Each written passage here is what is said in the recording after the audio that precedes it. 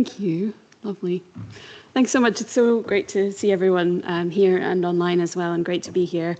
My name is Jen Ross, and I am Professor of Digital Culture and Education Futures at the University of Edinburgh, and one of the team members in the project that Judy has just introduced.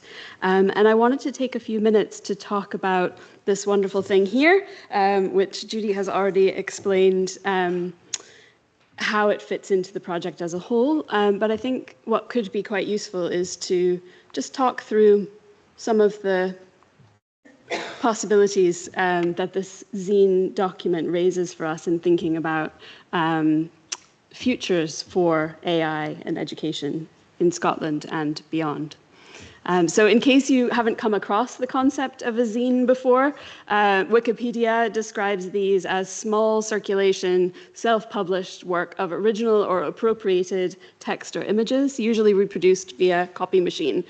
We did something a little more technological than that, but the idea is that zines are the product of either a single person or a very small group, and they're often kind of made as physical prints and sort of distributed by hand. So it's a kind of form of self-publishing that's often been used to try to express ideas and share things that are not mainstream.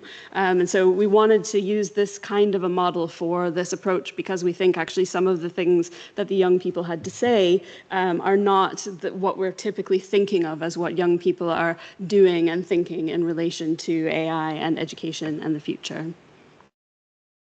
So if you want to know who the small group is, in the case of our zine, the Braid team, including all of our partners that Judy has just mentioned, 22 young people aged between 13 and 18 from 3 schools who took part in workshops with us last June, so June 2024, along with a wonderful team of artist educators, teachers, support staff, and our wonderful designer, Elspeth, who's here. And there were most definitely glue sticks involved in the making of the zine, although not glued in the final version. So it was kind of quite a kind of creative experience for everyone involved. So there are some key themes that are expressed in the zine, and this was our way of trying to pull together what was actually quite a varied amount of material and ideas that the young people were presenting. So they did work together and with our artist educators over 4 workshops, and they just talked about everything that you can imagine in relation to AI, the future, and education. And we tried to distill these down to these themes. So I'm going to talk through each one of them for a minute. First, representation. Second, personalization. Third, labor. I think that one's really interesting. Fourth, educational value and cost. And finally, agency and rights. I know this is not doing anything now, and I know what's happening. Yes, I was like, something magical is happening, and it's not me. Thank you. So the first, and probably I would say one of the most important things that came up in the work that we did with young people were issues around representation, how they saw themselves represented through what you can do and create using AI, and how they didn't see themselves represented. So this issue of bias that Judy mentioned as being a really big concern for education leaders and policymakers is also a really big concern for young people, both explicitly and implicitly in the way they were experiencing what was going on when they were using these generative AI tools in our workshops. So we would say, like, there's probably some key messages that I'll come to at the end, that this is one of them, but this is one of the really big ones, which is that really for responsible AI to be a reality in education, these issues around discrimination, inclusion, and fairness really urgently need to be addressed. This is not a nice to have. This is like really core to the possibility of future use of AI in educational spaces. So there were really a lot of positive moments in our experiences in these workshops with young people and in what they were telling us about their experiences of working with AI, and where they really were using AI to help them express themselves in ways and communicate about themselves in ways that they might not have been able to do without it. But they also really discovered generative AI's pervasive bias and the different kinds of ways that it doesn't know things it should know. And really we need to ask, and I think young people are asking us to ask, is it only for everybody, this idea of generative AI or AI in general, if everyone is the same?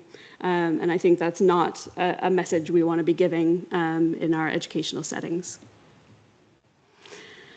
Secondly, this idea of personalization. I mean, for those of you like me who've been around in digital education and education technology for a long time, I won't say how long, a long time, this promise of personalization is the one that gets pulled out whenever a new technology comes along. This is like, we're just going to make this a really personalized experience for young people because we've got AI tutors, or we've got, whatever it is we have.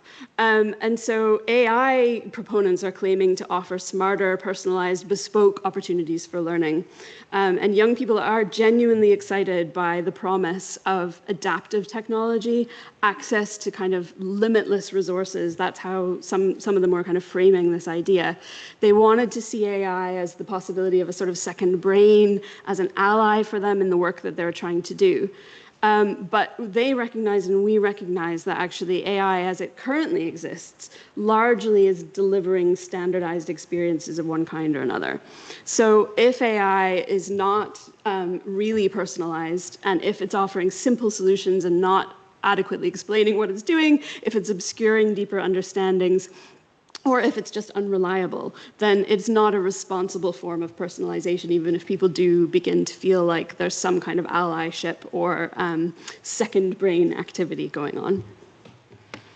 This is just one of the many wonderful things that young people in the workshops were producing. You'll be able to see this more clearly in the print zine itself, but we asked a group of young people to come up with ideas for what a future responsible AI tool could look like and what a future irresponsible AI tool could look like. This was one of the responsible ones, and this was the idea of a sort of AI system for really young children that you could ask it, lots and lots of questions that, adults might get bored of answering, basically, was the way it was described, and that it would never get bored, it would always keep answering you. This idea was one that seemed to be really quite powerful for young people, and thinking not only for themselves, but from people younger than them, and that was interesting.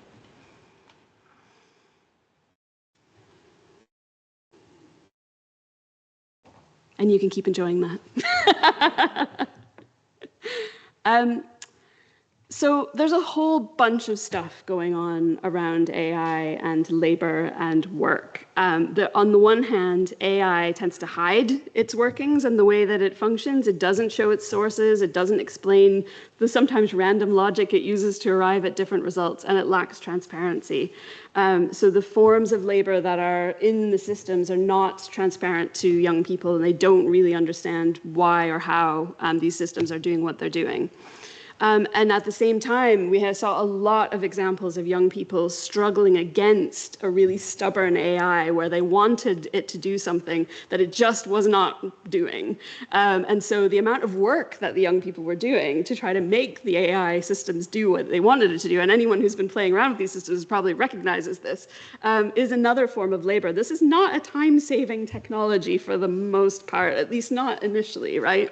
And the human struggle for knowledge this was probably the thing from the workshops and the whole project experience that really hit home for me the most, is that young people see this struggle for knowledge as inherently valuable, the struggle, not the knowledge itself, but getting there. And so there was a lot of conversation in our workshops and with young people about how they want the future of education to be. And for nobody that we talked to did they want, something that was going to do it for them. And that kind of nature of struggle and effort, I think, is something we should hang on to from this project and the insights that it brought.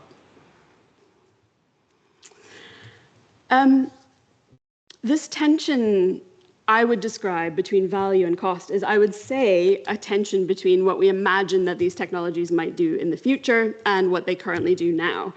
So young people really want responsible AI that brings value to their own and others' education, and also that reflects values that they see as important and central to education itself, including hard work. But claims for the value of AI, of generative AI, in providing access and efficiency and support are still largely hypothetical. We can talk about that some more, but I do think, a lot of those claims are yet to be fully evidenced, let's say, while the educational and the environmental and other costs of generative AI are already becoming apparent to young people and to teachers and others as well. So inspiration and enjoyment and fun played an incredibly important part in young people's engagement with generative AI and also in what they value about their personal engagements with it.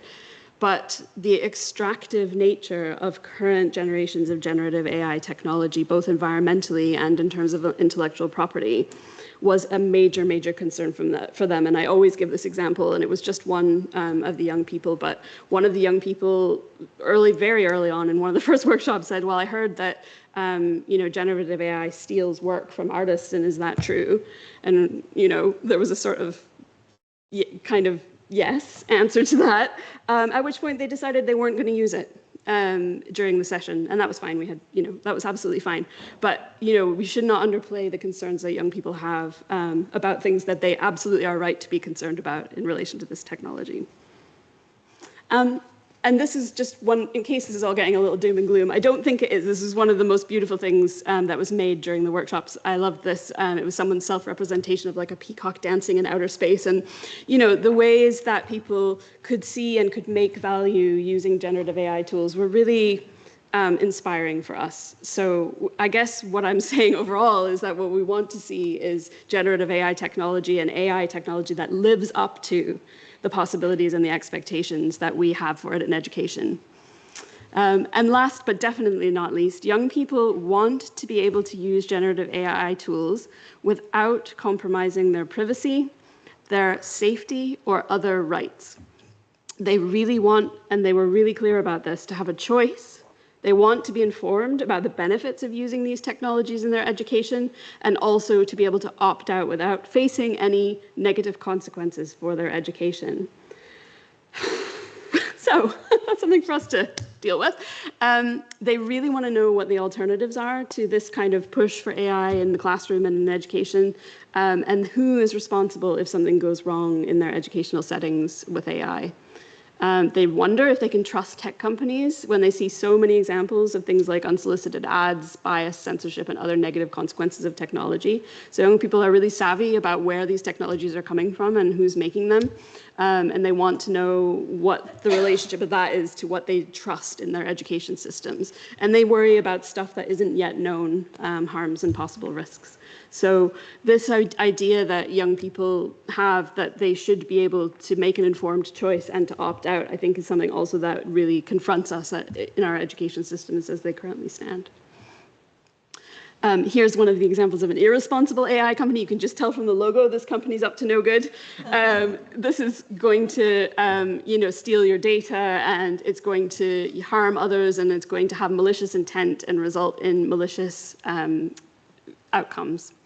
And so there was a lot of worry about the kind of loss of the human touch and human connection, too much reliance on AI, and that was something that came up a lot in terms of people's worries about what irresponsible AI might do.